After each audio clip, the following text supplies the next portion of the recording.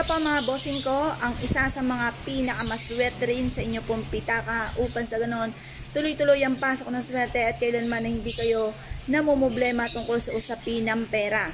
Kapag meron kang ganito mga pampaswerte, lalo nyong sisipagan mga bossing, ay baka sabihin naman po ninyo, bakit ako bibili pa o gagawa pa ng mga pampaswerte, sisipagan ko rin naman. Ganun po talaga mga bossing.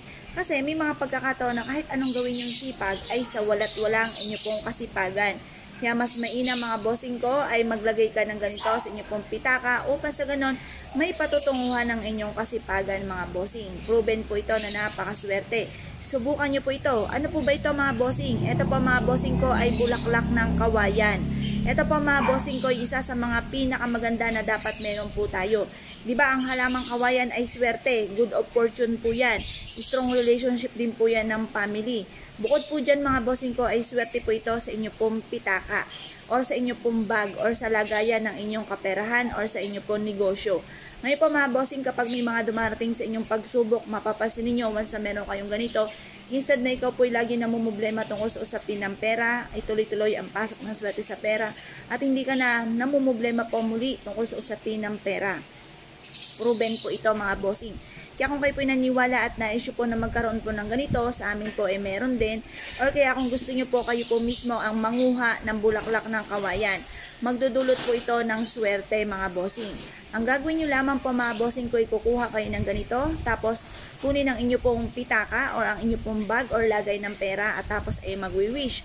Sabihin nyo po sa pamamagitan ng aking sipag at tiyaga at pananalig sa mahal na Panginoon ay makakamtan ko lahat ang aking mga pinapangarap. Kailanman hindi na ako mamumblema tungkol sa usapin ng pera at iaadya ako nito kung saan lagi ako ay suswertihin. Tapos i-mindset nyo na nasimula na ito ng tagumpay po ninyo. Makapangyarihan ng ating pong isipan, ng ating salitain. Kaya yung mga pagdaing-daing, kalimutan nyo po yan. Huwag kayong daing ng daing mga bossing. Dahil ito po ay, kung kayo po ay daing ng daing, maaaring makaka-attract kayo ng mga negatibo. Kaya huwag po kayong daing ng daing kapag po kayo ay lalo-lalo na ay gagawa ng mga pampaswerte. Dahil baka mainis ka lamang, kawikaan po ninyo, bakit ganoon, ba't hindi natutupad, bakit hanggang ngayon wala pa rin akong pera.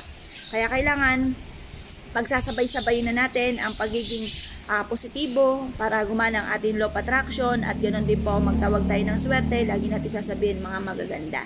Ngayon po mga bossing ko, kayo po naniwala at na-issue po itong gawin nyo na po ito at mas mainam, huwag nyo na pong ipagsasabi. Halimbawa meron kang mga pampaswerte, huwag nyo sabihin, uy mare, ito gumawa ko ng mga pampaswerte, huwag pong ganon. Kailangan kayo na lang po mismo nakakaalam at kapag po kayo sinuswerte na, yung mga tao nasa paligid ninyo ang mismo magtatanong kung ano ang sikreto ninyo kung bakit kayo ay naging matagumpay sa buhay. Kaya kung kayo po naniwala at na-issue po itong gawin, ay siya mga bossing, good luck bossing po lahat.